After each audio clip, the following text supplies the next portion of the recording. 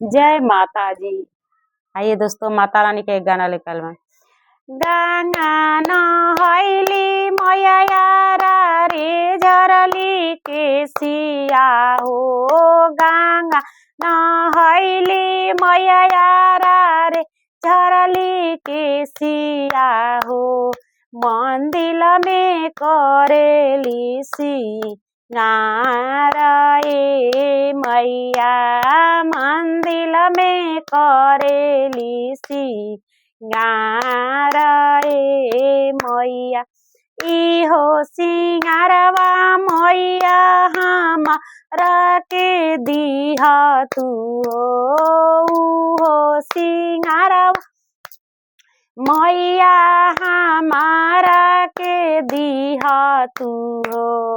जुगे जुगे बढ़ो एहा वाताए मैया, जुगे जुगे बढ़ो एहा वाताए मैया।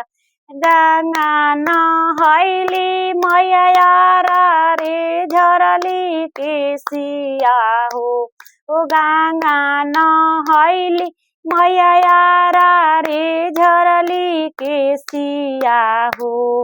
मंदिर में करेली सी नाराए मैया, मंदिर में करेली सी नाराए मैया।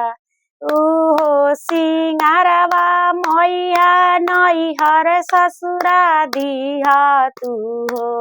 ओहो सिंगारवा मैया नैहर ससुरा दिहा तू हो।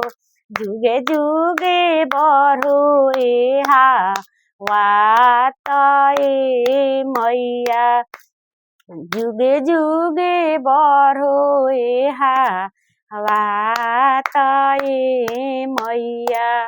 उहो सिंगारवा मैया पतोहिया के दिहा तू हो। उहो सिंगारवा मैया पतोहिया के दिहा तू हो। जुगे जुगे बढ़ो एहा वाताए मैया, जुगे जुगे बढ़ो एहा वाताए मैया। गंगा नहैली मैया यारा रे झरली के सिया हो। गंगा नहैली मैया यारा रे झरली के सिया हो। मंदिर में करेली सी नाराए मैया, मंदिर में करेली सी नाराए मैया। ओहो सिंगारवा मैया बेटिया के दिहा तू हो। ओ सिंगारवा मैया बेटिया के दिहा तू हो। जुगे जुगे बढ़ो एहा वाताए मैया, जुगे जुगे बढ़ो एहा वाताए मैया। गंगा नहैली मैया यारा रे झरनी के सिया हो। ओ गंगा नहैली मैया यारा रे झरनी के सिया हो। मंदिर में करेली सी नाराए मैया, मंदिर में करेली सी नाराए मैया। उहो सिंगारवा मैया टोला भर में दिहा तू हो।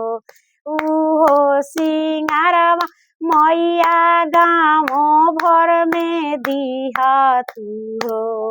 जुगे जुगे बढ़ो एहा वाताए मैया, जुगे जुगे बढ़ो एहा વાત એ मैया जय माता